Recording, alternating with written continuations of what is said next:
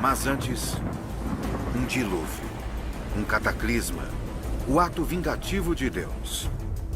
A Bíblia afirma que somente Noé e sua família foram poupados.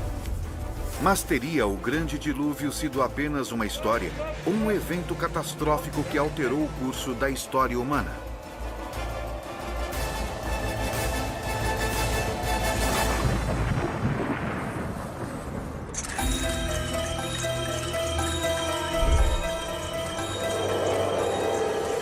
Enigmas da História. O Grande Dilúvio. Peter Gandy escreveu vários livros controversos sobre as origens do cristianismo. Agora, ele está reexaminando um dos acontecimentos mais terríveis descritos no Velho Testamento.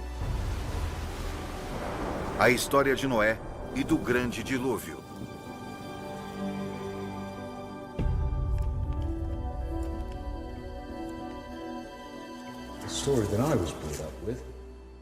A história que eu cresci ouvindo estava na Bíblia. Gênesis capítulo 6, versículo 17. Porque eis que trago um dilúvio de águas sobre a terra para desfazer toda a carne. E no Alcorão, e quando Noé antes gritou, nós o respondemos e o salvamos, ele e sua família, do terrível acontecimento. Narrativas de tremores de terra e inundações são comuns a muitas culturas. Suméria, grega, hindu, chinesa, nativo-americana, em histórias que remontam a milênios.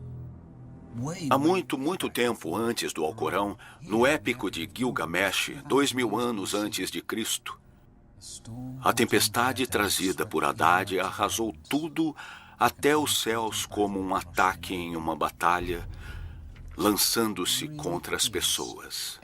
Onde quer que se procure, é realmente a história de um grande dilúvio. Alguns cientistas, de formas controversas, insistem que uma mega inundação atingiu a Europa Oriental vários milhares de anos atrás. Ela é até mesmo conhecida como o Dilúvio de Noé. E acredita-se que ela tenha atingido as terras ao redor do Mar Negro. Peter Gandy voa para a capital búlgara, Sófia.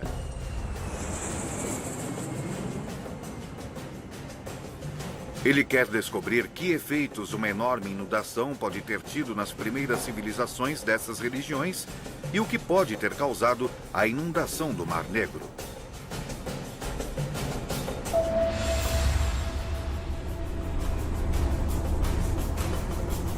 Erguendo-se fora da cidade está o Monte Vitosha, um pico vulcânico perfurado com cavernas.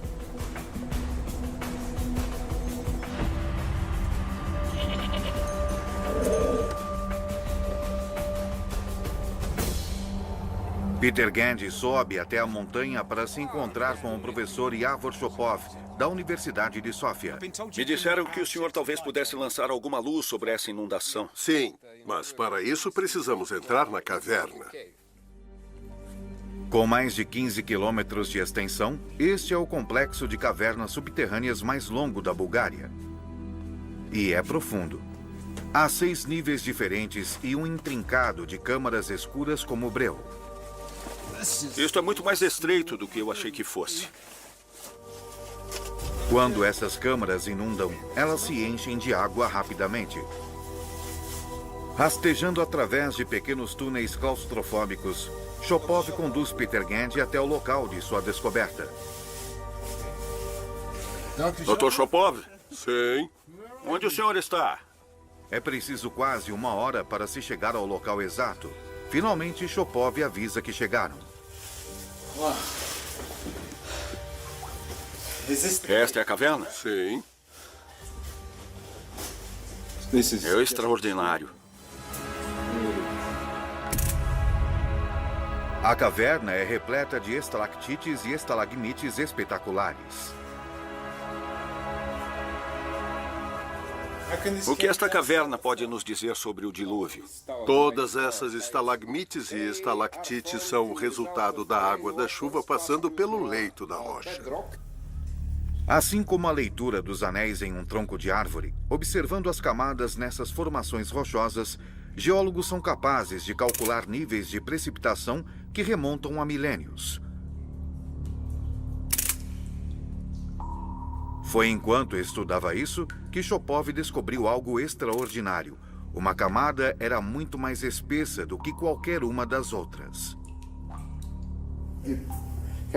Isso foi formado 7.500 anos atrás e a precipitação era 50 vezes a dos dias de hoje.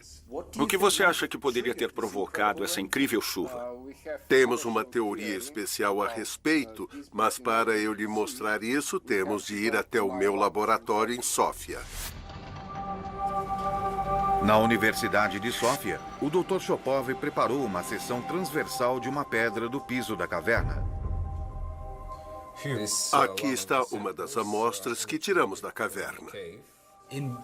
Em uma dessas faixas em especial, descobriu-se uma época em que houve um enorme aumento na precipitação. Você tem alguma ideia do que poderia ter causado uma quantidade de chuvas tão grande quanto essa? Sim. Se um grande asteroide tivesse caído diretamente sobre a superfície do Sol... Chopov argumenta que o enorme aumento de precipitação foi provocado por um enorme asteroide ou cometa ao colidir com o Sol. Essa colisão resultou em um aumento rápido e maciço de radiação solar.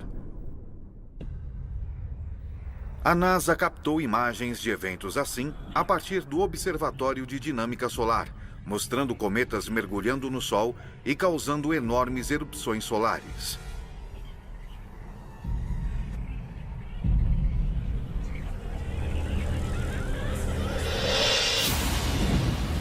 Chopov calcula que depois do cometa atingir o Sol, houve um aumento drástico e rápido na temperatura da Terra.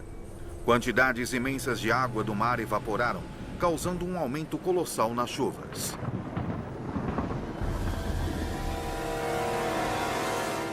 Esse é o tipo de evento que é descrito em fontes históricas. É uma teoria realmente incrível. Sim. Mas de que tamanho você acha que um asteroide precisaria ter para provocar esse efeito? Entre 2 e 3 quilômetros de raio, portanto, realmente muito grande. Não há muitos asteroides tão grandes assim. Felizmente, esse tipo de evento acontece muito raramente. As conclusões de Chopov, embora calorosamente debatidas, encontram eco em outras teorias que também argumentam ter havido uma inundação maciça na região do Mar Negro. Elas sugerem enormes quantidades de gelo derretido no final da última era glacial. Há mais de 5.000 anos, houve a elevação do nível do mar. Em algum momento durante esse período, a água do Mediterrâneo correu para o Bósforo a um ritmo de 40 quilômetros cúbicos por dia, 200 vezes o fluxo das cataratas do Niágara. Essa inundação transformou um enorme lago interior no Mar Negro e expandiu significativamente a linha costeira.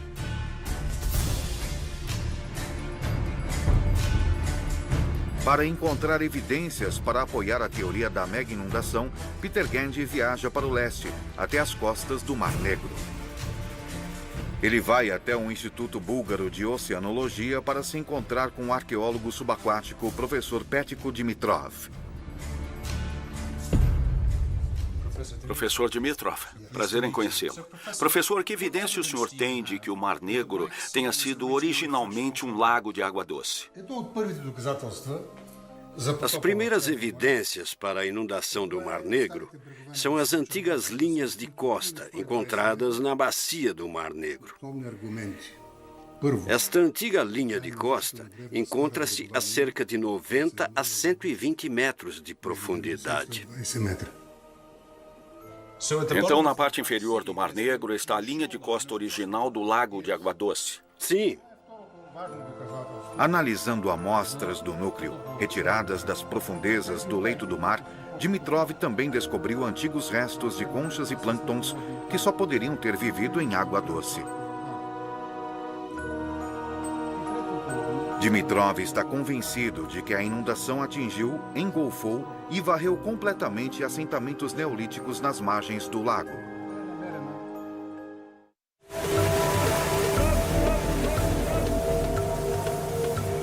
Em 2011, um navio de investigação geológica, o Academic, realizou extensas pesquisas subaquáticas. Konstantin Chiterev era o chefe da equipe. Um dia estávamos fazendo a varredura do leito do mar e encontramos uma espécie de saliência e decidimos enviar uma sonda para colher uma amostra. Quando a sonda foi puxada de volta, os cientistas começaram uma inspeção detalhada do que haviam recuperado. Eles logo perceberam que haviam encontrado algo significativo. Nesta bandeja encontramos, nessa posição, esta peça de madeira. E esta é nossa evidência. Não há como essa peça de madeira ter sido jogada de um navio. Não há como ela estar lá, exceto se houver um antigo vilarejo ou coisa assim naquela profundidade. Então isso é prova de que há assentamentos no fundo do Mar Negro? Assentamentos humanos? Eu acho que sim. Ainda estamos à espera da datação de carbono. E se ela tiver 7.600 anos de idade, então assunto encerrado. Mas, por enquanto, este caso está longe de ser encerrado. Geólogos do Instituto Oceanográfico norte-americano de Woods Hole também retiraram amostras do núcleo. Eles concordam que a região do Mar Negro passou por uma enchente maciça. Mas eles calculam que os níveis subiram 10 metros, ao passo que o número dos búlgaros é 60, resultando em uma superfície muito menor de terras inundadas. Seus resultados também desafiam a datação da pedra búlgara do solo da caverna. Os americanos calculam que a inundação ocorreu há 9.000 anos e meio, 2.500 anos antes da data em que Shopov afirma terem ocorrido inundações e chuvas torrenciais.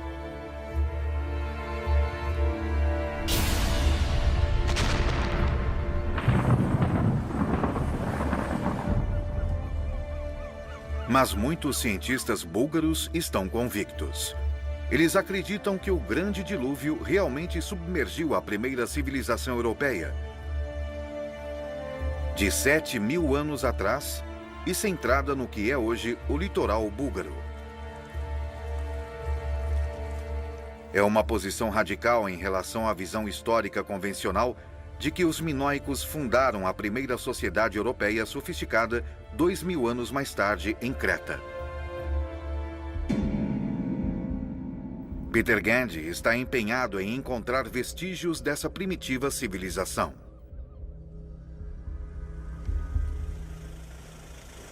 Ele entra em contato com um dos principais especialistas em era neolítica búlgara, o Dr. Todor Dimov, do Museu Dobrit.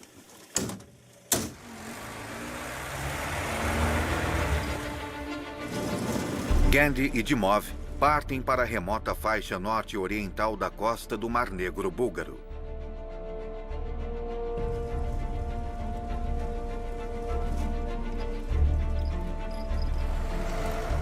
Em Durankulak estão os restos de um assentamento neolítico que remonta a mais de 6.000 anos.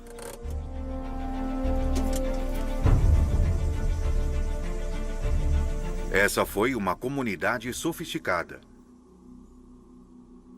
Ela é chamada de Troia búlgara, mas antecede a antiga cidade grega em mais de 2.000 anos.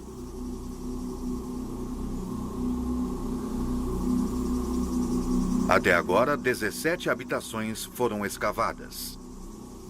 Os edifícios são grandes. Tem por volta de 160 a 180 metros quadrados, muito maiores do que um apartamento médio contemporâneo, mesmo nos Estados Unidos. Dimov acredita que o Grande Lago de Água Doce criou um ambiente fértil, perfeito para a agricultura. Aqui é onde poderíamos descobrir o início da ideia do Jardim do Éden. Era mais fácil viver neste lugar do que nos desertos do Egito. Eles tinham água, vegetação, animais. Leões viviam por aqui naquela época.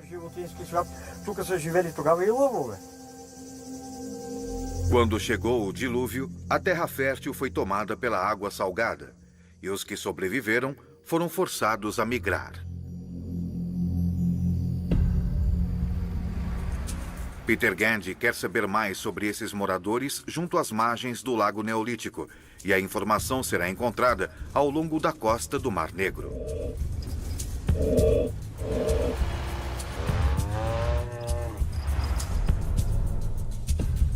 Em 1972, um sítio com quase 300 sepulturas foi encontrado nas cercanias do porto de Varna. Sua datação indicou que eles têm mais de 6.000 anos. Muitos despojos foram enviados ao Instituto Búlgaro de Antropologia. Peter Gandy está em Sófia para se encontrar com o professor Yordan Yordanov. O senhor tem alguma ideia de como eram essas pessoas? Para saber como eram essas pessoas há 7.000 anos, precisamos realizar uma reconstrução facial antropológica. Esse é o crânio mais bem preservado da necrópole de Varna.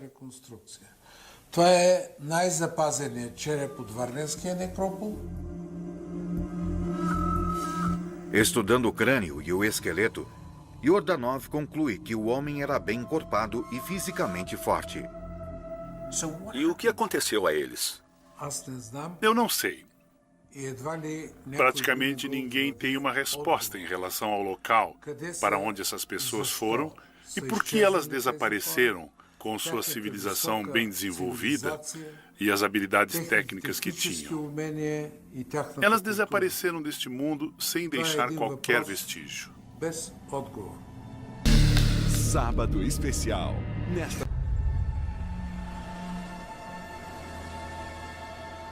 Muitas das sepulturas de Varna continham numerosos artefatos altamente sofisticados, feitos de ouro, cobre, cerâmica, pedra e conchas. Os tesouros da necrópole são mantidos no Museu Arqueológico de Varna. O guia de Gandy por este percurso espetacular é Hristo Smolenov.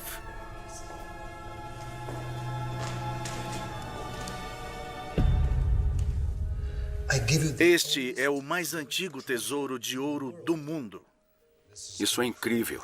Este é o famoso ouro da necrópole de Varna. Sim. É um enorme privilégio ver isso. Vocês fizeram a datação? Sim, pela datação por radiocarbono, eles são de meados do 5º milênio antes de Cristo. Portanto, de 6.500 anos atrás. Isso é extraordinário. Isso coloca a história da civilização europeia ainda mais distante. Exatamente. Estou certo de que este ouro pertence à primeira civilização europeia. Só de olhar parece possível ver que se trata de alguma coisa incrivelmente sofisticada. Sim. A tecnologia e o design parecem notáveis para uma coisa dessa época. E também representam a mais antiga das ciências. Ciências? Eu vejo objetos de ouro, não vejo um sistema matemático. Quando você começa a medir esses objetos de ouro, você vê as dimensões de uma geometria muito interessante. Os comprimentos dessas duas estatuetas de ouro são de 5 para 3. Os desenhos não são apenas decorativos. Smolenov acredita que os artefatos foram criados usando geometria avançada. As alturas das duas estatuetas de touro também são proporcionais. 22 por 14, ou seja, na verdade, π sobre 2. Smolenov está convencido de que a proporção e as dimensões da joia são a prova mais convincente de que as pessoas que viviam em torno do Mar Negro antes do dilúvio eram de fato a mais antiga civilização europeia. Sabemos o que aconteceu com essas pessoas? Para onde elas foram? Embora tenha sido fortemente atingida pelas águas da inundação, esta civilização sobreviveu parcialmente a elas E, obviamente, depois de se recuperarem, as pessoas migraram para outras terras com condições mais favoráveis e levaram com elas seus conhecimentos. De alguma forma, daí surgiram muitas outras culturas que floresceram mais tarde. Exato. Portanto, daquele desastre, esta é uma parte essencial da história da humanidade. Sim. Smolenov acredita que esses povos antigos foram dispersados pelo dilúvio, mas seus conhecimentos reapareceram com um grande florescimento das civilizações egípcias, sumérias e gregas, 1000 a 2000 anos mais tarde. Ao olhar para o Mar Negro hoje, é difícil imaginar que ele já foi um lago de água doce. E sim, a evidência sugere que realmente houve uma inundação maciça aqui. O mar avançou, invadiu este lago e levou para longe o povo que aqui vivia. Eles acabaram se dispersando pelo mundo mediterrâneo, talvez até mesmo plantando as sementes da civilização europeia.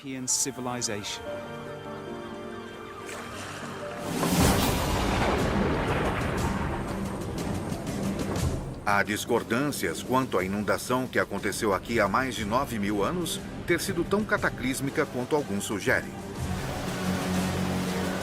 Mas se as histórias da Bíblia, Alcorão e Gilgamesh são uma representação de fatos reais, o dilúvio foi grande o bastante para destruir comunidades, mas também para criar novas civilizações.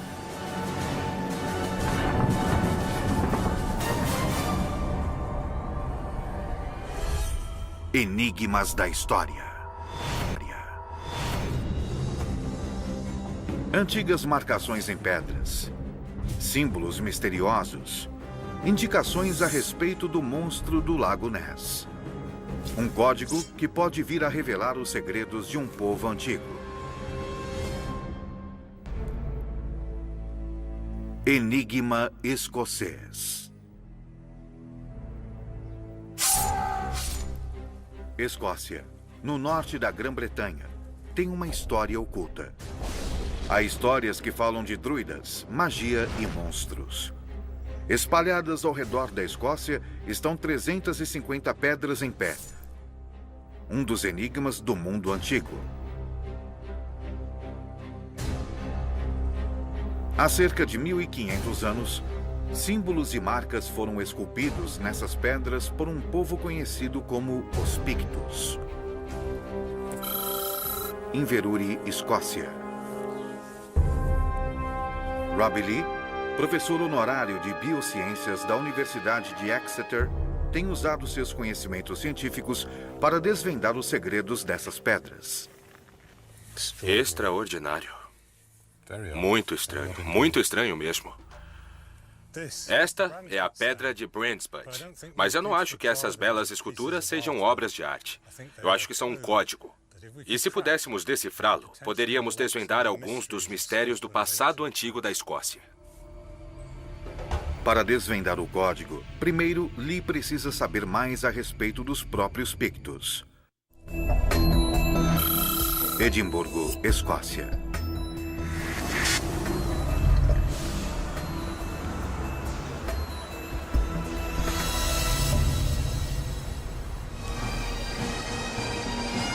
A Escócia é hoje conhecida como a terra de coração valente, do tártaro, das gaitas de fole e do whisky. Mas os antigos predecessores dos escoceses não deixaram quaisquer registros escritos, e seu passado está encoberto. O que sabemos de fontes escritas foi fornecido por outros povos, como os romanos. Temos aqui um mapa de Ptolomeu do século II, que mostra o mundo conhecido na época. E acima, no canto superior esquerdo, está a Bretanha e a Escócia, em um ângulo muito estranho, feito de forma bastante imprecisa. Águas quase não registradas, poder-se-ia dizer. O mapa de Ptolomeu foi feito em torno do ano de 150, no auge do Império Romano, que controlava cerca de 5 milhões de quilômetros quadrados da superfície terrestre. Mas esse posto distante permaneceu inexplorado, não conquistado e temido. Acima, naquela pequena faixa que é a Escócia, Ptolomeu escreveu a palavra Caledônios, que significa o povo forte ou inflexível.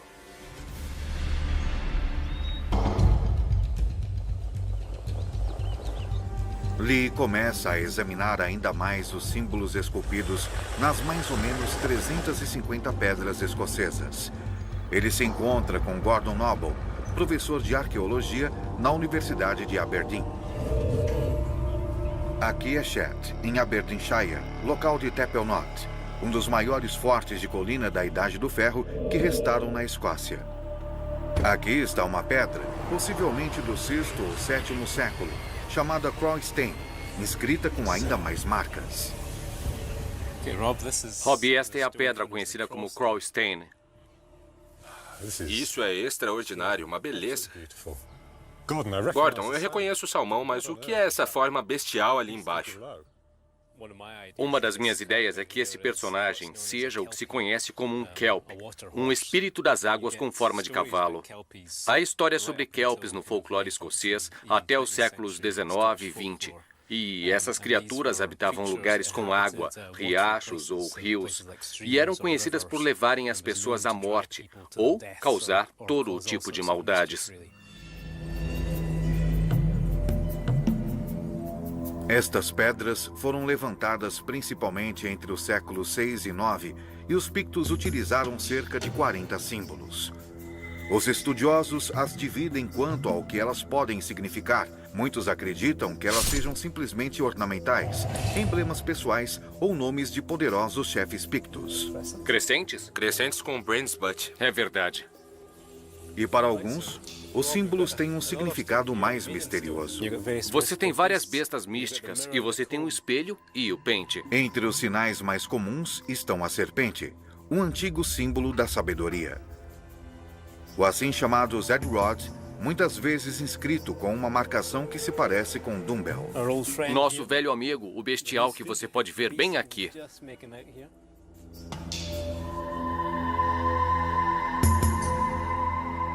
Este é o terceiro que vimos hoje nesta área? Absolutamente incrível. Há sem dúvida algum tipo de padrão aqui. Isso deve ser significativo. Sim. Lee tem acumulado uma grande quantidade de material e provas a respeito das bestas dos Pictos e outros símbolos peculiares. Ele acredita que há neles um significado oculto que outros estudiosos deixaram passar. Os símbolos são tão lindamente esculpidos por toda a Escócia.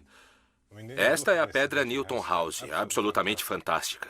Mas ela não me parece apenas arte. Eles investiram muito tempo e esforço nisso, o colocaram em pedras em pé, em pedras como a Maiden Stone. Isso deveria ter um significado muito grande para eles. O que isso realmente significou para os Pictos acabou perdido nos séculos. Mas acho que a ciência moderna pode ser capaz de lançar talvez um pouquinho de luz sobre o mistério do que os símbolos na verdade representam.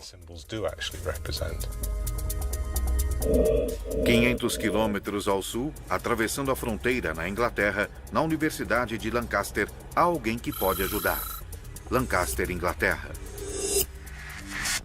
O estatístico Dr. Phil Jonathan usa tecnologia de ponta de computador para tentar encontrar conexões entre os símbolos.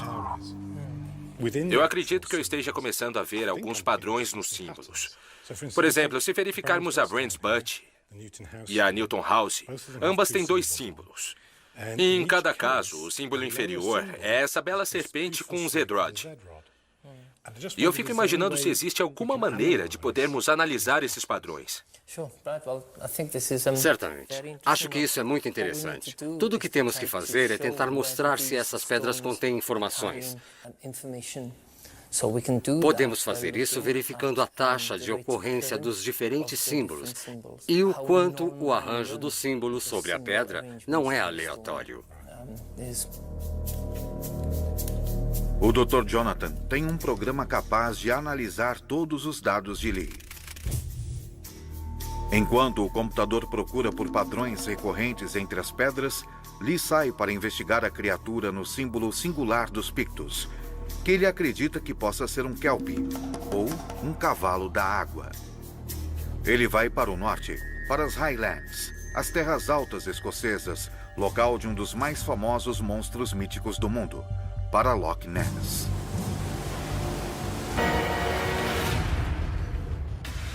Um mergulho surpreendente pelo submundo. Lago Ness, Escócia.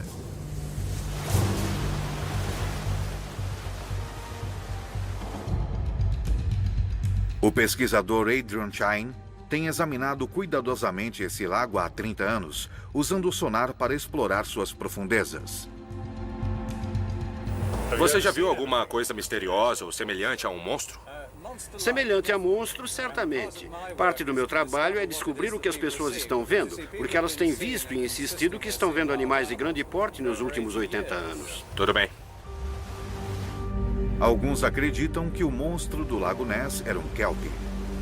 Poderiam as imagens na pedra ser representações da mesma coisa? Isso é certamente um cavalo d'água, se é que alguma vez ele existiu. Na verdade, são o casco e a cauda. E a cauda de peixe?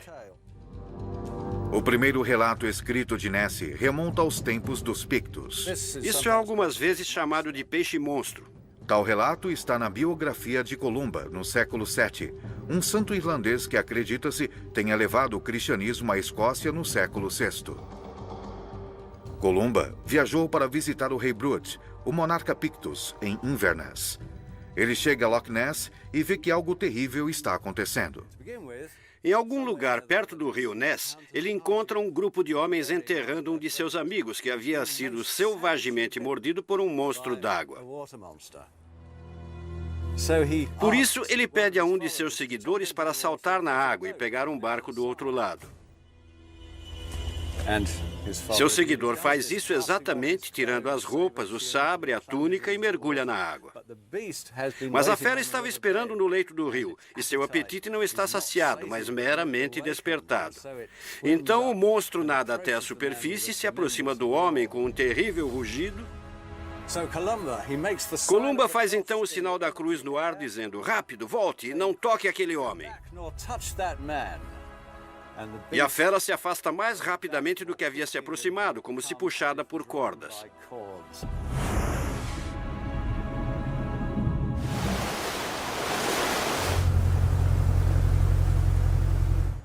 De volta à praia e em segurança, Lee se pergunta como essa lenda cristã se encaixa com o que ele já sabe.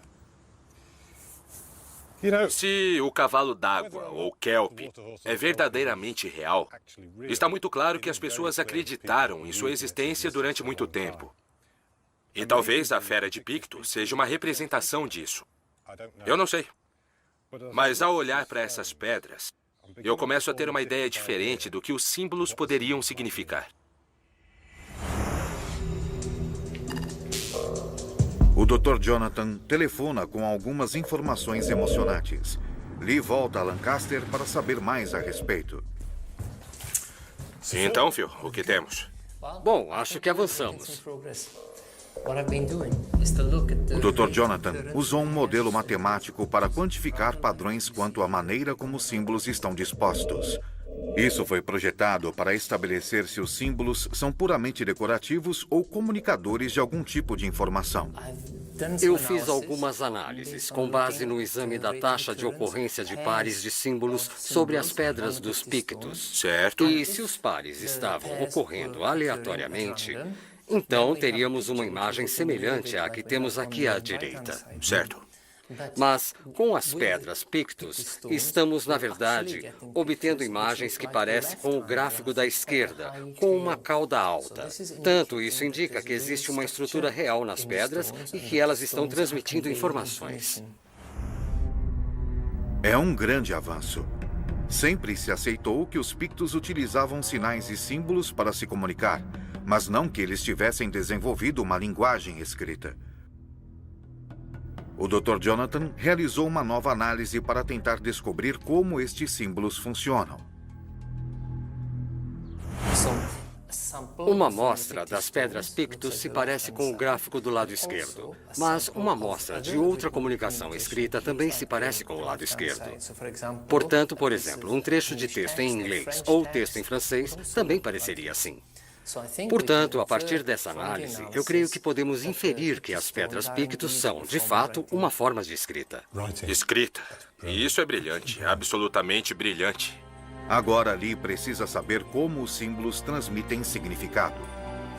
Fiz outra análise tentando tratar disso e que se baseia em uma árvore de classificação. E a sugestão da árvore de classificação é que a pedra Pictos está transmitindo as palavras. Portanto, os símbolos são palavras. Exatamente. É a sugestão da árvore de classificação. Terras Altas, Escócia. De posse dessa informação, o próximo desafio de Lee é tentar traduzir as palavras Pictos. Lee se encontra com Guto Rees, especialista em linguagem da Universidade de Glasgow. Talvez outros idiomas celtas, como galês ou gaélico, possam fornecer algumas pistas. Se olharmos para alguns dos nomes de lugar, vemos Aberdeen aqui. Descemos um pouco e temos Arbroath aqui. E sabemos que a forma mais antiga era indecifrável. Se acompanharmos o meu dedo descendo até ali, temos Gales aqui. E vemos nomes galeses como Abertofse, perto de Swansea, e Aberystwyth, e isso significa estuário em galês. Certo. Um lugar onde o rio entra no mar, ou muito especificamente na Escócia, onde um rio entra em outro, como aqui embaixo. Então isso é uma Aber. Há um Aber aqui. Certo. Portanto, explicando por que temos tantos, cerca de 29 nomes de lugares Aber no que era a terra dos Pictos. Parece haver ligações entre o idioma Pictos e o galês, e ambos foram enraizados na terra ao redor deles. Existem pistas sobre o idioma Pictos por toda a paisagem aqui. Certo. Se você olhar lá para baixo, vai ver que o riacho é brilhante. Estou vendo. A palavra galesa para brilhante é petre. Entendo. E se você olhar um pouco mais ao norte do Lago Ness, temos Strate Peter, que significa o Vale do Riacho Cintilante e Brilhante. Certo. Na verdade, estamos aqui em Perthshire, e este condado foi assim chamado com o nome da cidade de Perth, logo ali abaixo da estrada. Há uma palavra galesa, Perth, que significa uma madeira. Se o Picto tem relação com o galês e outros antigos idiomas, então pode ser possível traduzir os símbolos. Mas para isso, Lee precisa de um idioma conhecido com o qual compará-lo. Lee decide então estender sua pesquisa a algumas das pedras em galês. Um antigo idioma chamado Ogan aparece em muitas inscrições galesas. Uma pedra galesa em especial deixa Lee intrigado. Ele tem um palpite, mas precisa confirmá-lo. Esta é uma pedra de Gales, a pedra Langwarry. E aqui há duas palavras em latim, Dianac e Dovagni, que são nomes. E então isso pode parecer rabiscos e linhas e pontos e traços, mas não são. É o alfabeto Ogan, que saiu da Irlanda, um alfabeto muito antigo. E isto são letras. E o que está escrito aqui, lendo-se para cima, é Dovagni. Sem dúvida, em Gales, eles estavam escrevendo a mesma coisa em dois alfabetos diferentes sobre a mesma pedra. Se tivéssemos um exemplo de uma pedra Picto, que também tivesse nela outro tipo de escrita que entendêssemos, isso também poderia nos dar uma maneira de verdadeiramente entender o que as pedras Pictos estavam dizendo. Talvez a função das marcações Pictos funcionem como hieróglifos egípcios, uma forma de escrita na qual símbolos complexos funcionam como palavras. Hieróglifos foram decifrados usando-se a Pedra da Roseta, uma antiga placa de pedra com a mesma inscrição em 3 línguas diferentes, uma hieróglifos e outra um idioma conhecido do grego antigo.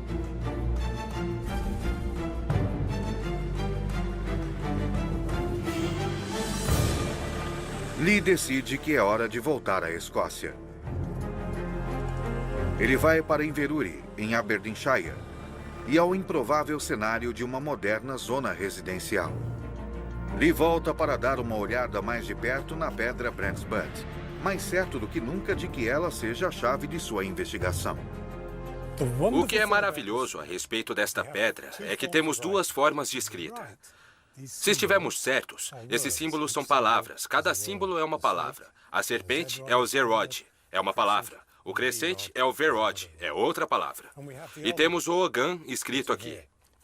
Se ambos foram gravados ao mesmo tempo e significam a mesma coisa, então este Ogan nos dá a chave potencialmente para desvendar o significado dessas palavras símbolos aqui. Talvez se os peritos conseguirem ler isto, então esta pedra poderia se tornar tão significativa para decifrar os símbolos pictos, como a pedra da Roseta foi para decifrar os hieróglifos egípcios. Para ajudá-lo a traduzir o texto Ogan, Lee se encontra novamente com o linguista Gutierrez. Este é o meu desenho da pedra Brandsput, em Veruri. Eu gostaria de saber se você poderia me ajudar com esta inscrição Ogan. Bom, eu posso lhe dizer o que eu acho que cada letra significa.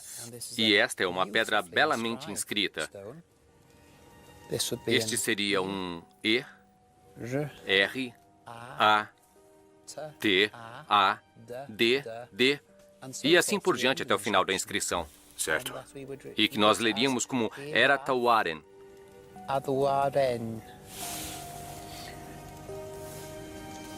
Mas não estou inteiramente certo quanto ao significado da inscrição toda.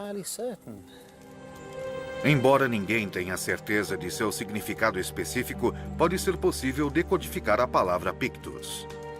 Portanto, ainda não sabemos o que Ogan está nos dizendo.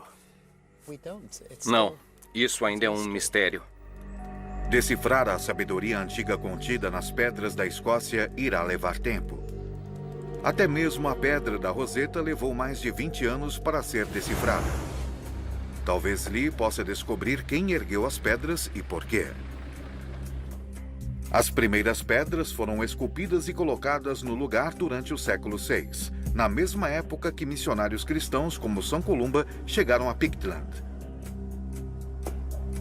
Para investigar se existe uma conexão, Lee viaja para se encontrar com alguém em um local de sepultamento nas terras baixas escocesas.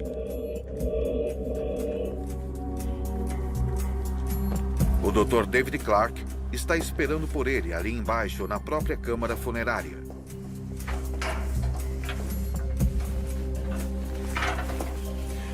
Quem você acredita que foi o responsável pelos símbolos e para onde eles foram? Acredito que fossem liderados pelo que os escritores cristãos chamavam de magos. Pessoas que resolviam quais seriam os símbolos realmente com poder para serem colocados nas pedras. Os magos pictos eram os druidas, uma poderosa classe de sacerdotes pagãos. Acreditava-se que fossem hábeis feiticeiros e mestres mágicos, versados em cura e domadores das forças elementares da natureza. Talvez os símbolos estejam imbuídos de poder místico e as pedras carreguem feitiços e encantamentos, maldições e mal-olhados.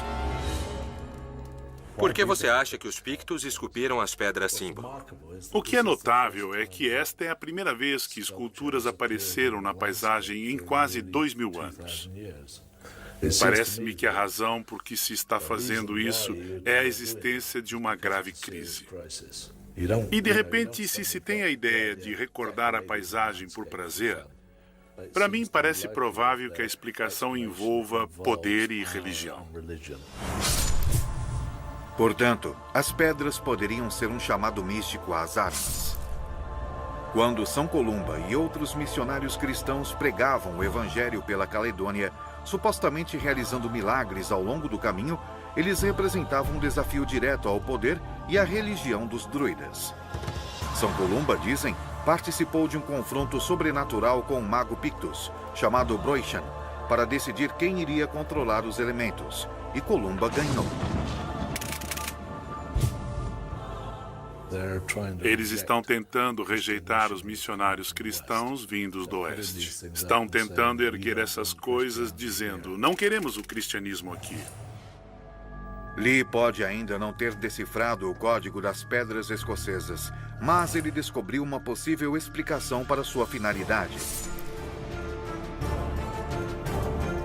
Os monólitos poderiam ter sido uma tentativa de repelir uma ameaça terrível, reivindicando as próprias almas do povo pictus. o cristianismo. Versão Marshmallow São Paulo.